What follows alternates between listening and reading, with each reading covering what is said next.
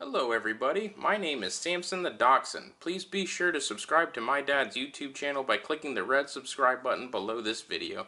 Be sure to also go ahead and put your little paw onto that bell icon so you guys can be notified whenever my dad makes more content. Please be sure to enjoy this battle report, and me or my brother Ragnar will greet you in the next video. Have a good one, happy wargaming, bye bye.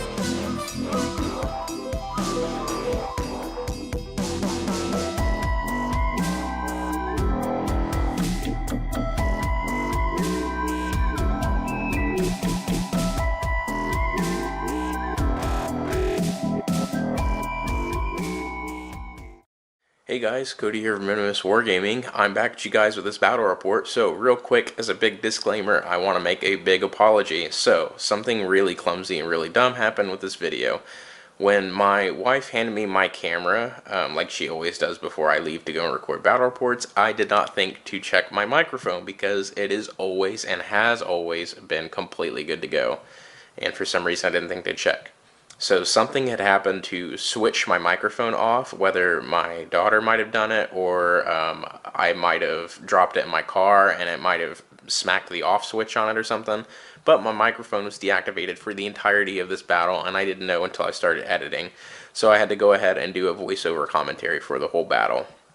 So I'm a little clumsy in terms of trying to do commentary because I don't remember much of this battle because I was so hectic trying to go around and cover everything that I wasn't keeping a mental note of what was happening all over the board. So I had to go and rewatch this quite a bit and try and remember as best I could. So, With that being said, I greatly apologize. I hope you guys enjoyed this video, and we're definitely going to do it better next time. And I'll also get a tripod, put the camera on it, and we'll watch the whole battle. And we'll do it that way as well, so you guys can see what it looks like to have a 15,000 point battle in full force rather than just by the turns. So anyways, with that being said, we're also having a big announcement here. So Larz is now officially part of Venomous Wargaming. If you don't know who Larz is also in this video. Gloomspite Gitz. Larz is the guy with absolutely gorgeous blonde hair, and everybody on the channel has loved him so far, and you guys have complimented him a lot, especially on his painting, his personality, and all that stuff. So I decided to ask Larz to join. Larz turns out to be more than happy to want to join, and Larz also loves to manage his social media platforms, so you'll see Larz always talking over on Facebook and especially Instagram and Twitter. So we also made those accounts if you guys want to follow us there. Now, also another big announcement is me and my wife are expecting our second baby, and it is a boy. So as a lot of you know, we only have our daughter right now, so I'm over the moon excited to know that my second child is going to be a little boy.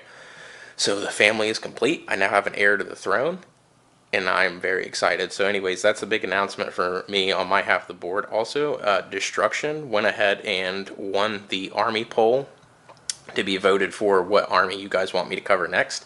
Well, me and Larz to cover next. So with Destruction winning, I went ahead and made another poll on the YouTube community page about what army you guys would like me to specifically cover inside of Destruction, and you guys voted on Ogres / Gutbusters. So every donation you guys make, whether it be models, of course you guys can send the channel whatever you want, but if you guys send specifically Ogres, then that's going to be the main focus for a little while.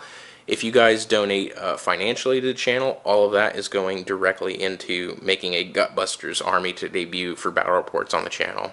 So every bit of Patreon support, financial support from you guys, every bit of YouTube payouts, merchandise being sold, all that stuff to include like dice, t-shirts, all that junk, and as well as my own money coming out of my own pocket is all going into making a Gutbusters army. So I'm looking very forward to it. That's it. I'm going to quit running my mouth. I'm going to let you guys jump straight into this battle. Big shout out to everybody on Patreon. You guys are awesome. And for all the army donators and stuff like that, I love you guys very much. Thank you for all the love and support. And we're going to jump straight into this battle. And I'm also going to get back to normal battle reports as soon as I can. I've been super busy the past 2 weeks. It's been Mardi Gras, and it's been absolutely wild down here in Texas. So we're going to jump straight into this battle, and I'm going to get back to more content for you guys. 2 videos a week, full feature, and then 2 shortened videos a week of the same video, but shortened, obviously. And yeah, I'm going to get right back on that horse with you guys. So I will see you guys in the next video. Enjoy this one, and I'll see you guys later. Alright, everybody, so here we are at the start of the game. We're on the Destruction half of the board. So, basically what's going to happen right now is Simon's arm is on the camera right now, and he's explaining his Bonesplitterz. So, with that being said, Simon is obviously in control of the Bonesplitterz. I can't really exactly remember all the specific details about his army list in terms of what he's running, I guess detachment-wise. I don't really know what you call the Bonesplitterz, clans or tribes, whatever. But he does have a big focus on Boar Boys and Big Stabbas, for obvious reasons, what you'll see on the other side of the board. So with the rest of his army, he's got a unit of 20 or 30 Savage Orcs in the back, and then another unit of 10 of them in the back. Larz is talking right now, and he's got running just plain old Gloomspite Gitz, but a big, heavy focus on just the grot portion. So he's got a lot of squigs, a lot of grots, he's got spear chuckas, and the grot launching devices, which are like catapults, Doom Diver catapults, that's what they're called. I remember this time, so that's all really Larz is running. He's got probably, I think, 60 grots right there in the center of the board that I'm looking at right now, and a whole bunch more grots on the other half of that big rock, just behind all those squigs. The other Destruction player is Meixsell, whom I fought less similar to this, except this being open play. Meixsell decided to take Grand Alliance Destruction instead of Gloomspite Gitz, so he has a big Famir / Fellwater Troggoth / Rockgut Troggoths and Dankhold Troggoths focus. So he's got quite a bit of trolls on the board, and Famir, his general, is a Famir noble. That's right behind that little altar right there with the little troll doll. And that's really about it for the destruction list. So basically, Michael is going to be hitting extremely hard. Simon is going to be moving somewhat fast and trying to suicide charge with big stabbers, and Larz is more or less all about trying to claim objectives and move a little bit slower and shoot things all at the same time. So you've got kind of a wide diversity of roles with the destruction side of the board. Real quick, I want to explain something that's kind of weird. Michael has I think he said it's a Norwegian or a Swedish troll doll, and it is for good luck, and he has it on top of that little ruin right there, in case you guys are wondering what the heck that is. So I thought it was pretty funny and kind of cute at the same time.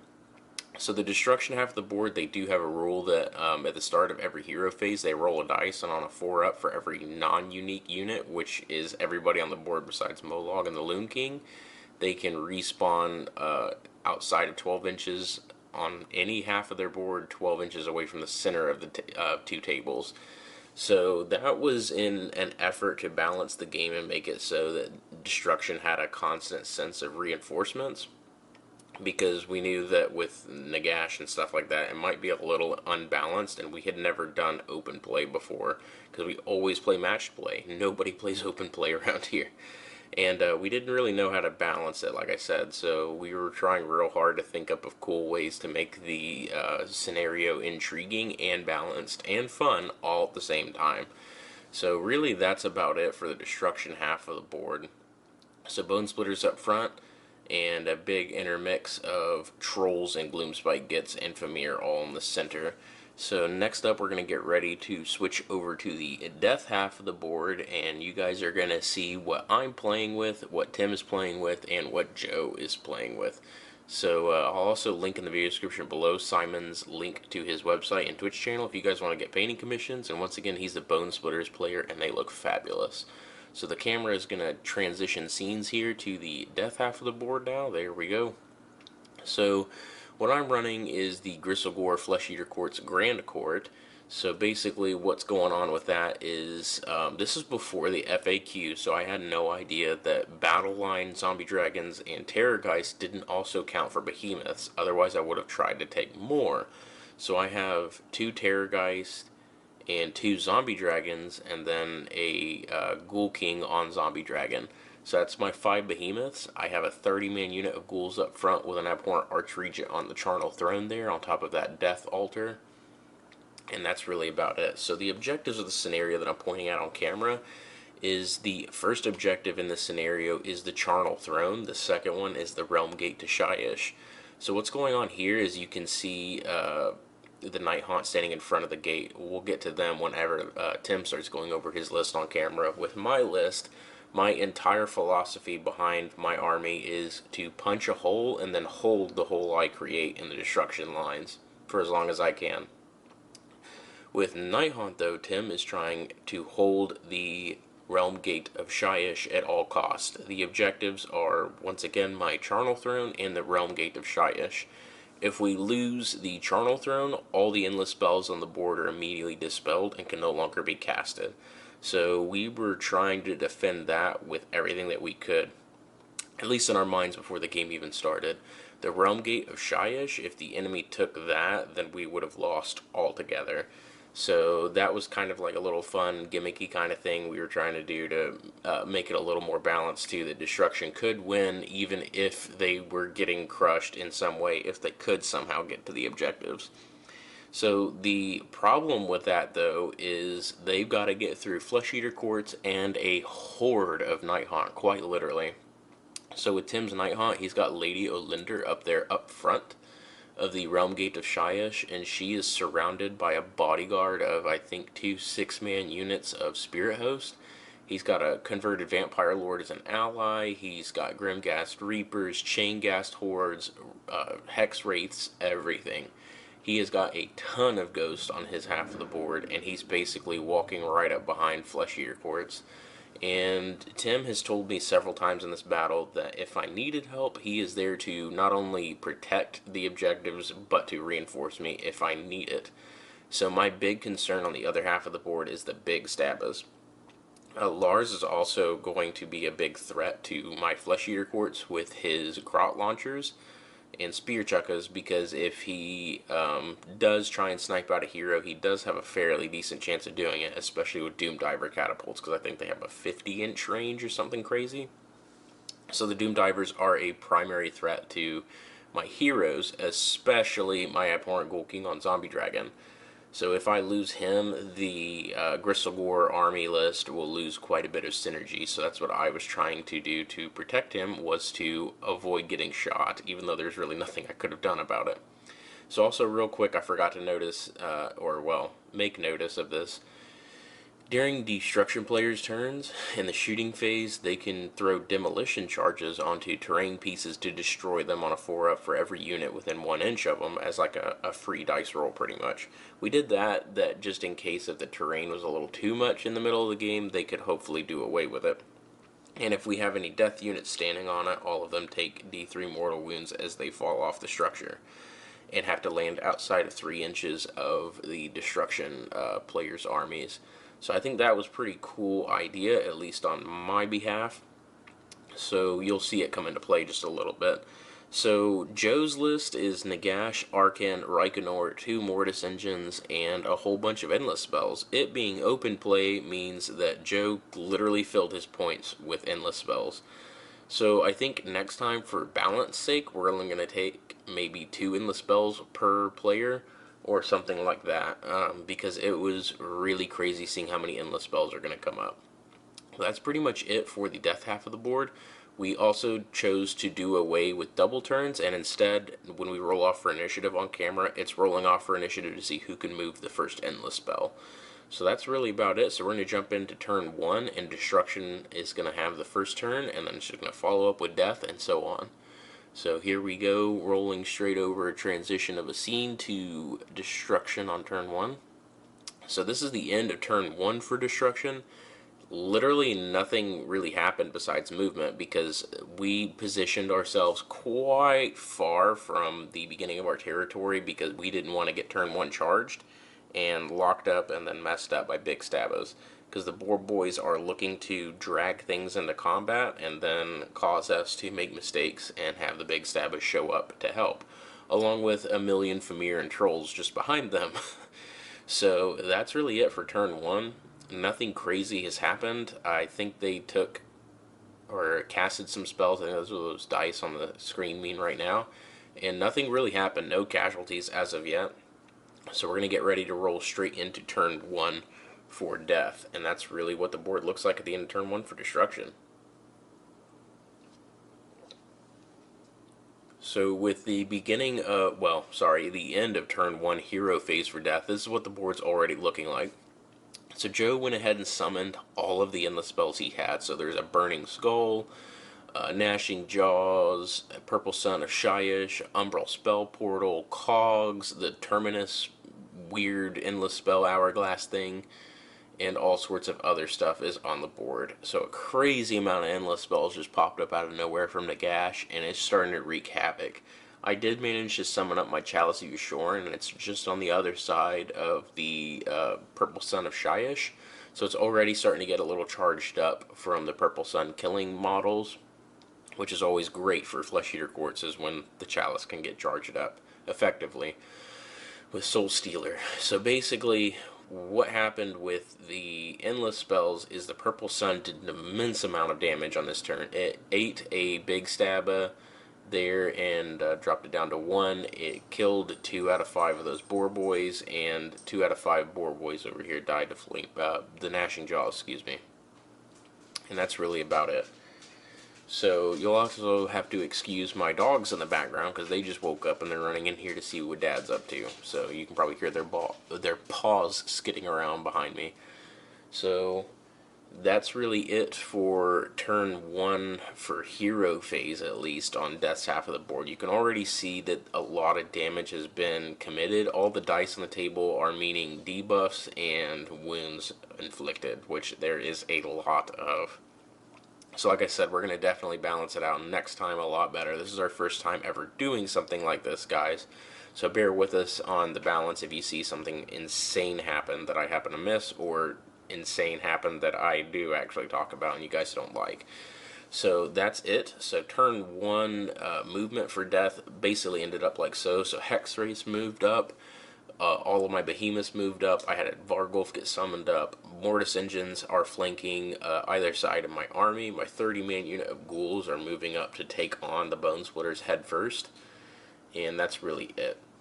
My 5 behemoths are quite literally in a straight up front line to back up the ghouls, because I expect the ghouls to full on charge it and die at this point. So that's really all I'm doing at the end of turn 1 for the movement phase. And Tim has basically just kind of maneuvered up and also assembled a big front line of Nighthaunt, and that's really it for the movement phase.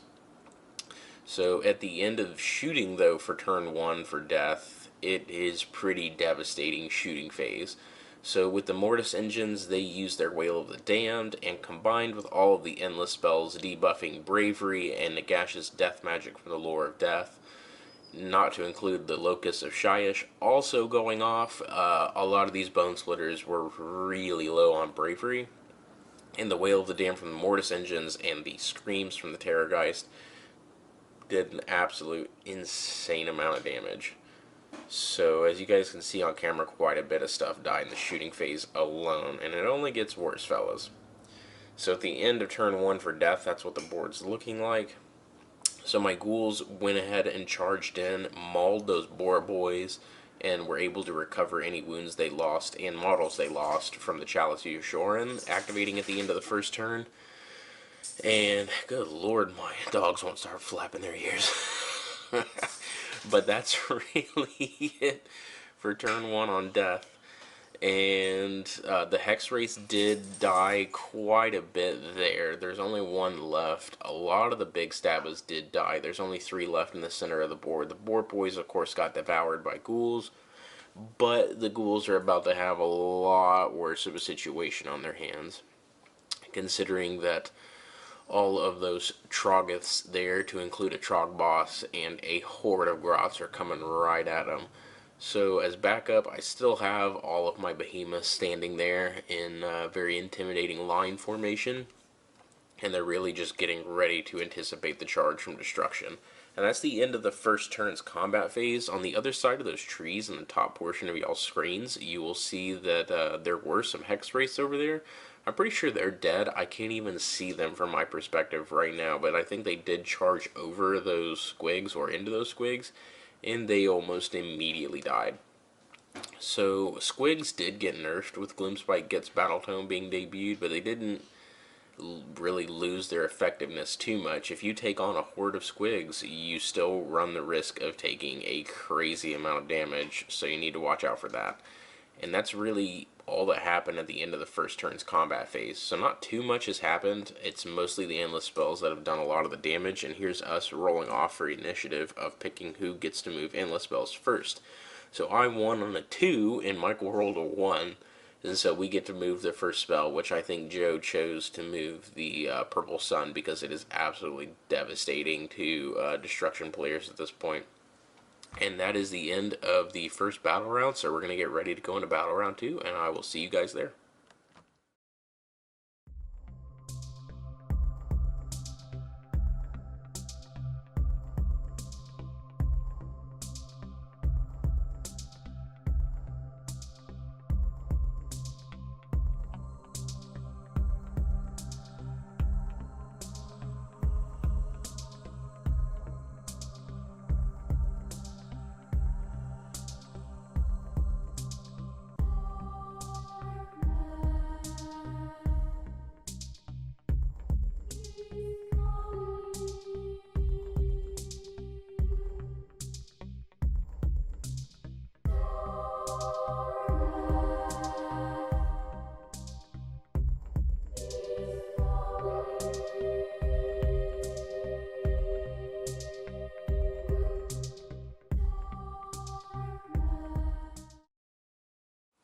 So end of turn 2 movement and shooting for destruction. So far with the past 2 turns with shooting, it hasn't been too effective for destruction. Larz has been trying really hard with his Doom Diver catapults and his spear chuckas. He does do a little bit of damage, kind of off camera, you can't really see it, but he did a little bit of damage to my Abhorrent Ghoul King on Zombie Dragon, and he did a little bit more damage to the Mortis engines and a few other things that are behind that are off camera. Overall, though, there's really not that much shooting for destruction as a whole. In terms of movement, though, you can see that the squigs moved up in front of Molog there at the top of the screen. There's Boar Boys and Fellwater Troggoths around them as well. The 60-man unit of Grots is directly in the center of the board next to the Chalice of Ushoran. There's a Trog Boss there. There's some Big Stabbas. Looks like some more Fellwater Troggoths, some Famir, and the Savage Uruks are very slowly walking up behind the big 60-man unit of Grots. And that's really about it. So Destruction is getting ready to get off some serious charge rolls, and we're going to see what they're about to do. So we're going to roll straight into charging now.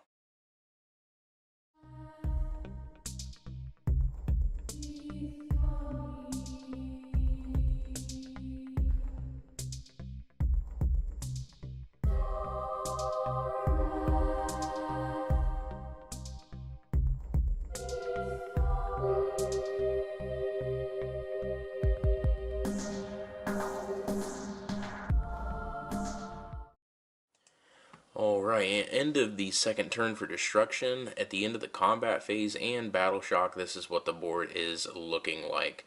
So quite a few charges did go off, though. It didn't go very well for the destruction forces that did charge in a 30-man unit of ghouls. The way activation works is everybody that charges gets to activate a unit first.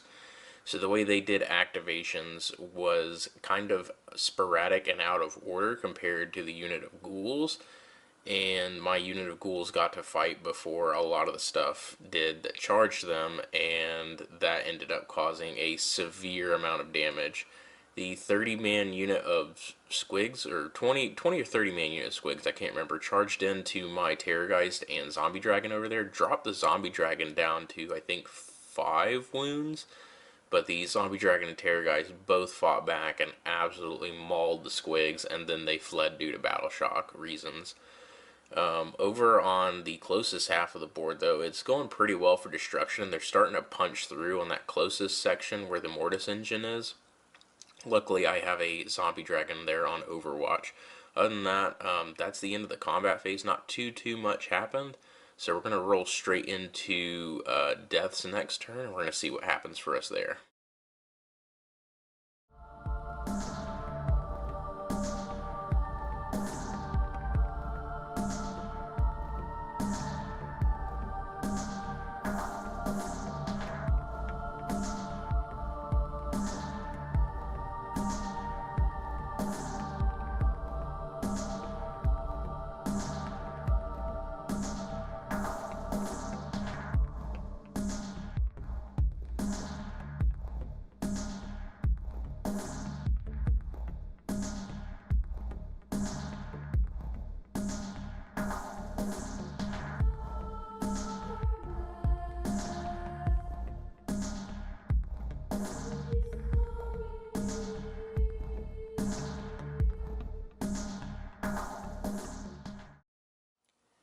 So at the end of the second charge phase for turn 2 for death, this is what the board's looking like.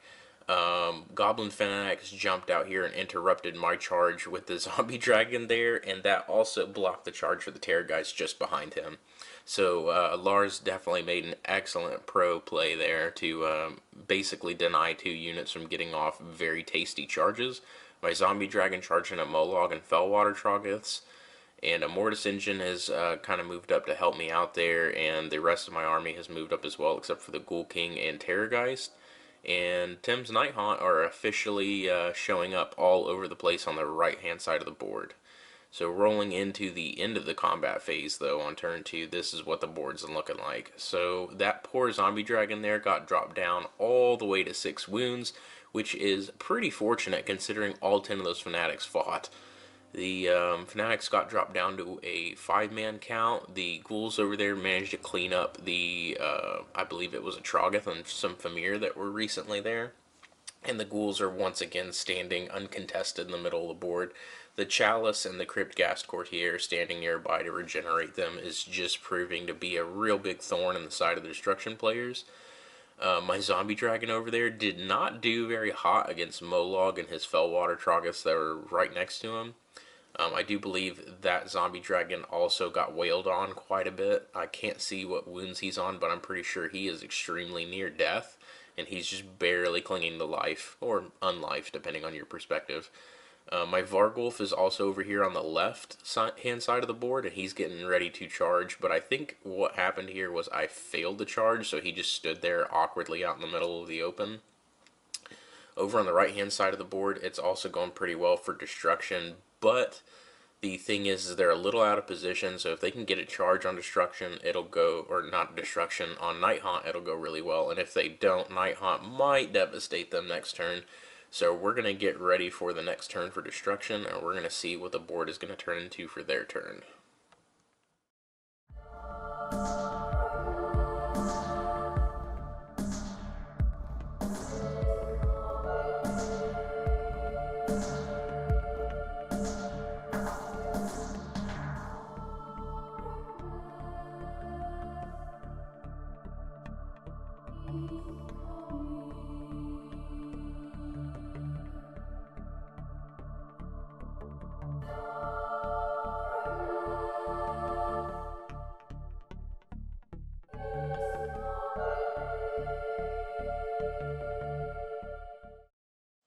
And end of turn 3 for Destruction, this is what the board is looking like. So there's really nothing to show in the hero phase. The shooting phase is pretty devastating this turn.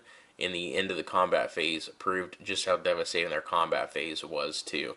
So my 30-man unit of Ghouls still stuck around thanks to the Chalice of Yushorin, and this also has to do with the fact that Joe's endless spells, shooting attacks, magic, and Thames magic also is killing stuff all around the Chalice, especially the Grots, and every Grot that dies goes into the Chalice. Every Ghoul that also died went into the Chalice, and that really helped to keep that unit sticking around. The Doomdiver Catapult and Spear Chukkas really screwed up my Ghoul King on Zombie Dragon and the Terrorgeist there. The Terrorgeist and the Zombie Dragon that were here closest side of the board are both dead at the end of the turn, and the Fanatics that killed them are also dead. But that's pretty much it. All I have left is those Ghouls, my Terrorgeist, and my Abhorrent Ghoul King on Zombie Dragon. Molog and his Fellwater Trogoth Bodyguard also managed to kill the other Zombie Dragons, so my army is hurting pretty bad here. I only have 3 or 4, well, technically 5 units left, counting the Vargulf, and not doing too good, so going to the next turn now.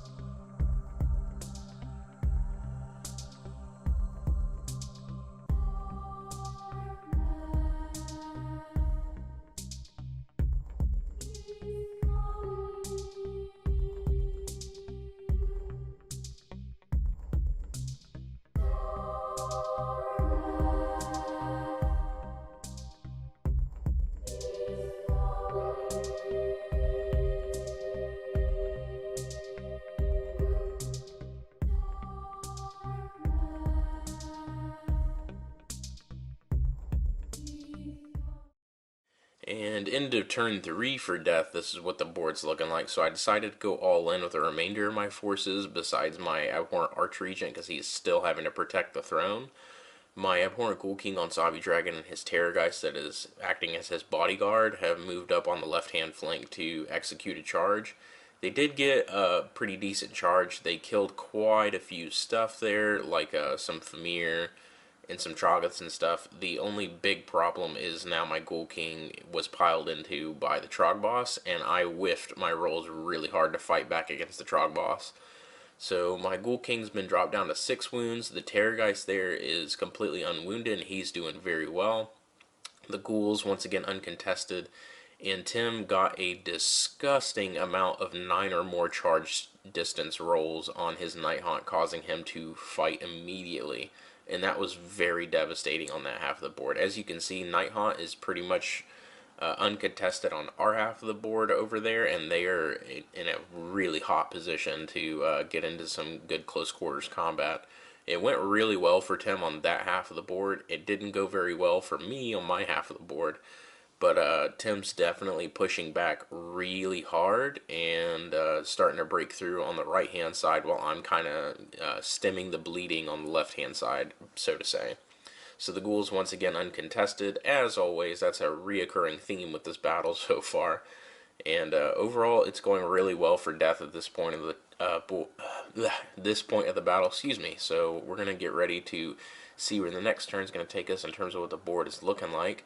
So at the end of Destruction's turn 4, this is what the board is looking like.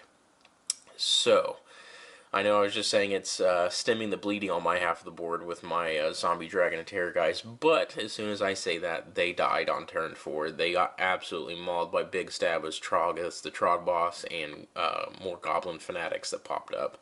So they unfortunately died. My Crypt Gas there is still on 3 wounds remaining, and my Ghouls are locked in combat with Troggoths now and a Savage War Boss, I think is what that is. The Savage Ruruks also charged in, and they were spread out really bad earlier, and they got killed by the Terrorgeist attacking with what he could, the Ghouls attacking what he could, and all that other stuff. So, forgot to mention that a minute ago, but there you go. So overall, my army is pretty much dead at this point, so I'm relying on Tim to kind of hold the line for the next 2 turns on the right-hand side, but at this point it seems like the battle is almost completely over with, considering it is turn 4, and this is what the board's looking like. So we're going to get ready to go into turn 4 for Death, and we'll see what the board looks like at that point.